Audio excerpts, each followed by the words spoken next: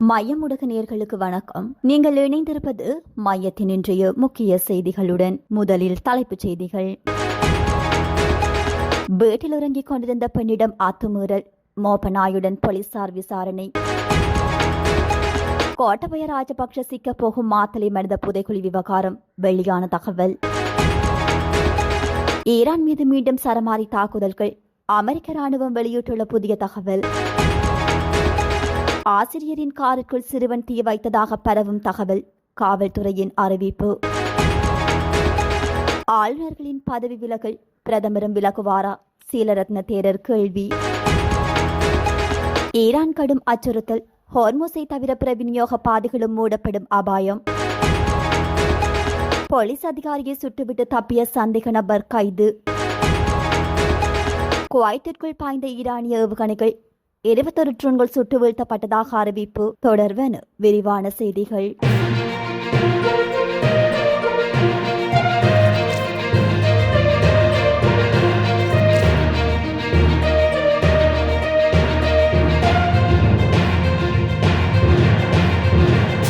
களுத்துறை மில்லனிய ரத்தகொட பகுதியில் உள்ள வீடொன்றில் நேற்றிரவு அத்துமீறி நுழைந்த அடையாளம் தெரியாத நபர் வீட்டின் உரிமையாளரின் பெண்ணிடம் அநாகரிகமாக நடந்து கொண்டுவிட்டு தப்பி சென்ற சம்பவம் தொடர்பில் மெலனிய போலீசார் விசாரணைகளை ஆரம்பித்துள்ளனர்.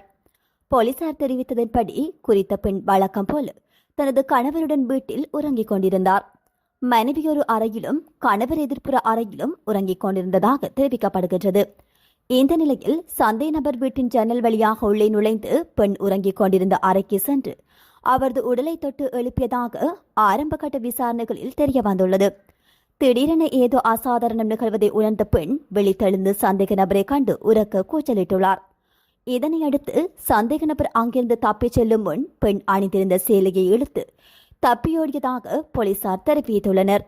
சம்பவம் தொடர்பில் கிடைத்த முறைப்பாட்டின் அடிப்படையில் மெலனிய போலீசார் விசாரணைகளை ஆரம்பித்துள்ளதுடன் தடயங்களை பின்தொடர்வதற்காக ஷாகி என்ற மோப்பநாயும் சம்பவ இடத்திற்கு அழைக்கப்பட்டு மேலதிக விசாரணைகள் முன்னெடுக்கப்பட்டு வருகின்றன. சந்தேக நபரை அடையாளம் கண்டு கைது செய்வதற்கான நடவடிக்கைகள் தொடர்ந்தும் இடம்பெற்று வருவதாக போலீசார் தெரிவித்துள்ளனர். மாத்தளை மாவட்டத்தில் கண்டுபிடிக்கப்பட்டு மனித புதைகுழி சம்பவம் நடந்த கால பகுதியில் 1988 மே மாதம் 1ஆம் தேதி முதல் 1990 ஜனவரி வரை மாத்தளை மாவட்ட ராணுவ ஒருங்கிணைப்பு அதிகாரியாக கடமையாற்றியவர் லெப்டினன்ட் கர்னல் கோட்டபய ராஜபக்ஷ ஆவார். இவர் கஜபா படையினின் 1வது படைப்பிரிவின் கட்டளை அதிகாரியாக கடமையாற்றியுள்ளார். அந்த காலத்தில் பாதுகாப்பு சம்பந்தமான அனைத்து பொறுப்புகளும் ராணுவ ஒருங்கிணைப்பு அதிகாரிக்கு வழங்கப்பட்டுள்ளதாகவும் தெரிய வந்துள்ளது. இந்த மனித புதைக்குழி கண்டுபிடிக்கப்பட்ட இடத்தில் அன்று ராணுவ முகாம் இருந்துள்ளதாக நீதிமன்றத்திற்கு தெரிவிக்கப்பட்டுள்ளது. இந்த சம்பவத்துடன் கோட்டபய ராஜபக்ச சம்பந்தப்பட்டுள்ளதாக சந்தேகம் வலுத்துள்ளதாகவும் தெரிய வந்துள்ளது. இந்த விடயம் தொடர்பில் ஜனாதிபதி அனுரகுமார திசாநாயக்க அன்று முன்னிலையில் செயற்பட்டவர் ஆவார். 2012ஆம் ஆண்டு நவம்பர் மாதம் மாத்தளை மாவட்டத்தில் நிலையம் ஒன்றை அமைப்பதற்காக நிலத்தை தோண்டிய போதே இந்த மனித புதைக்குழி கண்டுபிடிக்கப்பட்டுள்ளது. அதன் பின்னர் பேராசிரியர் ராஜ் சோமதேவ மற்றும் சட்ட வைத்திய அதிகாரி டாக்டர் அஜித் ஜயசேன ஆகியோர் விசாரணை நடாத்தி ஒரு சிறப்பு அறிக்கையொன்றினை வெளியிட்டனர். அதன் பின்னர் அன்றைய ராஜபக்ஷ அரசாங்கம் இது குறித்து ஒரு ஆணைக்குழுவை நியமித்தது. அந்த ஆணைக்குழுவின் அறிக்கையில் இந்த எச்சங்கள் 1950க்கு முந்தையவை என்று தெரிவிக்கப்பட்டுள்ளது. ஆனால் பேராசிரியர் ராஜ் சோமதேவவும் வைத்தியர் அஜித் ஜயசேனவும் தெளிவாக இவை 1986 முதல் 1990 வரையிலான காலப்பகுதியில் நிகழ்ந்த கொலைகளுடன் தொடர்புடையவை என குறிப்பிட்டுள்ளனர். இந்த ஊழல்களில் பலவற்றில் சித்திரவதைக்கான தெளிவான அடையாளங்கள் காணப்பட்டதாக அவர்கள் தெரிவித்துள்ளனர். உடலின் பல பகுதிகளில் கூர்மையான பொருட்களால் குத்தப்பட்ட அடையாளங்கள் காணப்பட்டன. கோட்டபய ராஜபக்ச சிக்கப்போகும் மாத்தளை மனித புதைக்குழி விவகாரம், கழுத்தில் கயிறு போடப்பட்டதை காட்டும் தடயங்களும் இருந்தன. பல்வேறு வகையான சித்திரவதைகள் செய்யப்படுவதற்கான தெளிவான சான்றுகள் காணப்பட்டன. இந்த விவகாரம் குறித்து நீதிமன்றம் ஒரு உத்தரவை வழங்கும் என்று எதிர்பார்க்கப்படுகின்றது. அதேபோல கமால் குணரத்ன மற்றும் ஷவேந்திர சில்வா போன்ற ராணுவ அதிகாரிகளும் சில காலங்களில் அந்த பகுதிகளை பொறுப்பேற்றிருந்ததாக தெரிவிக்கப்படுகின்றது. இதனால் இந்த விவகாரம் மிகவும் சர்ச்சைக்குரிய ஒன்றாக மாறியுள்ளது. 1988 முதல் 1989 காலப்பகுதியில் அன்றைய ஐக்கிய தேசிய கட்சி அரசாங்கம் நாடு முழுவதும் உத்தியோகபூர்வமாக அல்லது உத்தியோகபூர்வமற்ற வகையில் கொலை குழுக்களை பயன்படுத்தியதாக குற்றச்சாட்டுகள் முன்வைக்கப்பட்டுள்ளன. ஆயிரக்கணக்கான இளைஞர்கள் கொல்லப்பட்டதாகவும் அவர்களின் உடல்கள் ஆறுகள், ஏரிகள் போன்ற இடங்களில் மறைக்கப்பட்டதாகவும் தெரிவிக்கப்படுகின்றது. ஆனால் காலப்போக்கில் சில ஆதாரங்கள் மீண்டும் வெளிச்சத்துக்கு வந்துள்ளன. மாத்தளை கூட்டு புதைக்குழி அவற்றில் ஒன்றாக கருதப்படுகின்றது. இந்த நிலையில் காணாமல் போனவர்களின் உறவினர்கள் பல ஆண்டுகளாக நீதிக்காக மாத்தளை நீதிமன்றத்திற்கும் பல்வேறு அதிகாரிகளிடமும் முறையிட்டு வருகின்றனர். இருப்பினும் இதுவரை அவர்களுக்கு நீதி கிடைக்கவில்லை என்பது குறிப்பிடத்தக்கது. ஈரான் மீதான தனது இரண்டாவது அலை தாக்குதல்களை தீவிரமாக தொடங்கியுள்ளதாக அமெரிக்க ராணுவம் உத்தியோகபூர்வமாக அறிவித்துள்ளது. இந்த விடயம் தொடர்பாக அமெரிக்க மத்திய கட்டளை பணியகம் தனது அதிகாரப்பூர்வ எக்ஸ் சமூக வலைதள பக்கத்தில் பதிவிட்டுள்ளது. அதன்படி சர்வதேச கடல் வர்த்தக பாதையான ஹோர்முஸ் நீரிணை வழியாக சுதந்திரமாக பயணிக்கும் கப்பல்களுக்கு அச்சுறுத்தலை ஏற்படுத்தும் வகையில் ஈரான் பயன்படுத்தி வரும் ராணுவ கட்டமைப்புகள் மற்றும் இலக்குகளை குறிவைத்து இந்த தாக்குதல்கள் நடாத்தப்படுகின்றன என குறிப்பிடப்பட்டுள்ளது. குருநாகல் பகுதியில் உள்ள பாடசாலையொன்றில் கார் தீப்பற்றிய சம்பவம் குறித்து இலங்கை காவல்துறையினர் விளக்கமளித்துள்ளனர். குறித்த பாடசாலையின் முன் கார் ஒன்று தீப்பற்றிய சம்பவத்திற்கும் அங்கிருந்த 8 வயது சிறுவனுக்கும் தொடர்பிருப்பதாக சமூக வலைதளங்களில் பகிரப்பட்டு வந்துள்ளது. இந்த நிலையில் அறிக்கையொன்றை வெளியிட்டு இது குறித்து காவல்துறையினர் விளக்கமளித்துள்ளனர். அந்த அறிக்கையில் குறித்த சிறுவன் தான் காரை தீயிட்டமைக்கான எந்தவொரு ஆதாரமும் இதுவரை கிடைக்கவில்லை என காவல்துறையினர் திட்டவட்டமாக தெரிவித்துள்ளனர். கடந்த ஜூலை மாதம் 3ஆம் தேதி குருநாகலில் உள்ள பிரபல பாடசாலை ஒன்றின் வளாகத்தில் நிறுத்தி வைக்கப்பட்டிருந்த சுமார் 14 மில்லியன் ரூபாய் பெறுமதியான சொகுசு கார் ஒன்று திடீரென தீப்பற்றி எறிந்துள்ளது.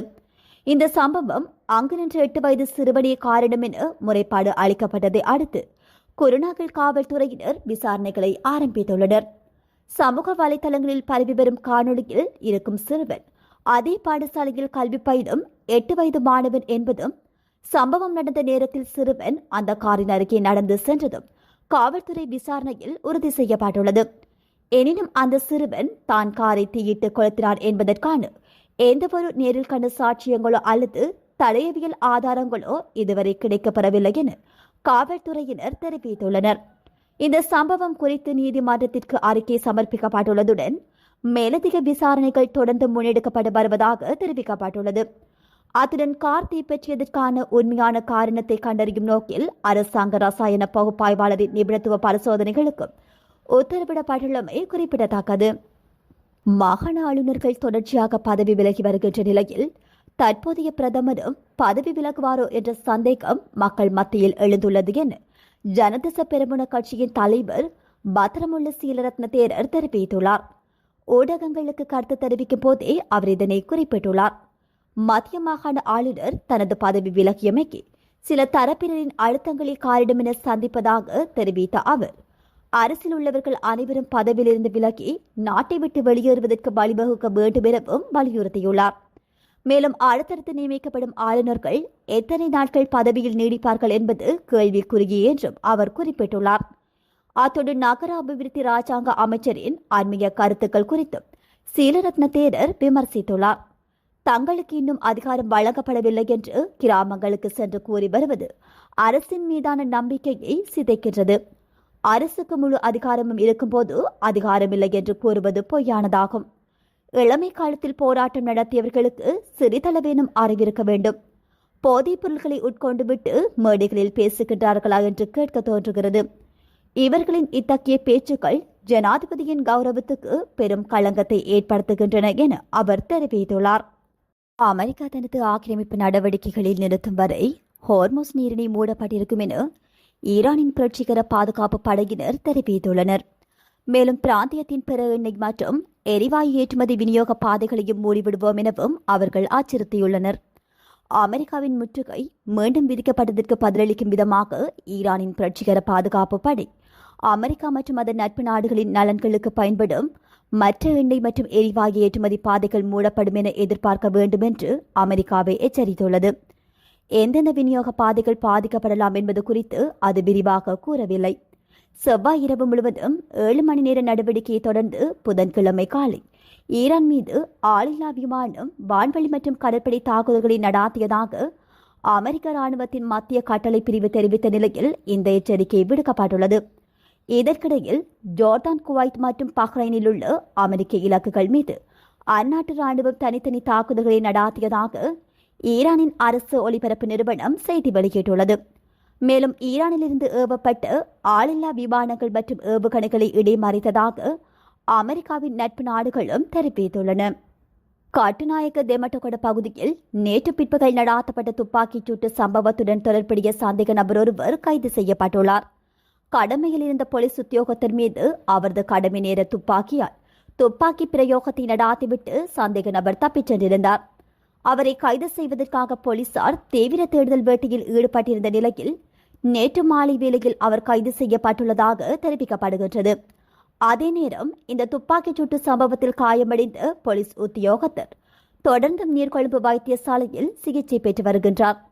கைது செய்யப்பட்ட போதைப்பொருள் கடத்தல்காரர் ஒருவர் அந்த போலீஸ் உத்தியோகத்தரின் கடமை நேர துப்பாக்கியை பறித்து இந்த துப்பாக்கிச் சூட்டை நடாத்திவிட்டு தப்பியோடியிருந்தார்.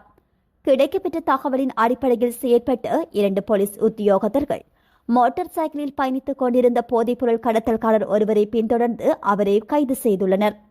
இதன்போது தெமட்டகொட பகுதியில் வைத்து சந்தேக நபரை நிறுத்தி விசாரணை செய்த பின்னர் அவரை போலீஸ் உத்தியோகத்தர்கள் கைது செய்ய நடவடிக்கை எடுத்துள்ளனர். சந்தேக நபர் போலீஸ் நிலையத்திற்கு அழைத்துச் செல்வதற்கு தயாராகிக் கொண்டிருந்த போது ஒரு போலீஸ் அதிகாரி சந்தேக நபர் வந்த மோட்டார் சைக்கிளை எடுத்து வருவதாக சென்றுள்ளார். இந்த வேளையில் மற்ற அதிகாரியுடன் இருந்த சந்தேக நபர் உடனடியாக செயற்பட்டு அந்த உத்தியோகத்திடம் இருந்து கடமை நேர துப்பாக்கியை பறித்து அவர் மீது துப்பாக்கி பிரயோகம் மேற்கொண்டுவிட்டு வேறொரு மோட்டார் சைக்கிளில் தப்பியோடியமை ஆரம்பகட்ட விசாரணைகளில் தெரியவந்துள்ளது. குவைத்தின் முக்கிய இடங்களை இலக்கு வைத்து ஈரானிலிருந்து 21 ஆளில்லா ட்ரோன்கள் ஏவப்பட்டுள்ளன. 4 குரூஸ் ஏவுகணைகள் மற்றும் 21 ஆளில்லா ட்ரோன்களை தங்களது ஆயுதப்படைகள் இடைமறித்து அளித்ததாகவும் தெரிவிக்கப்படுகின்றது.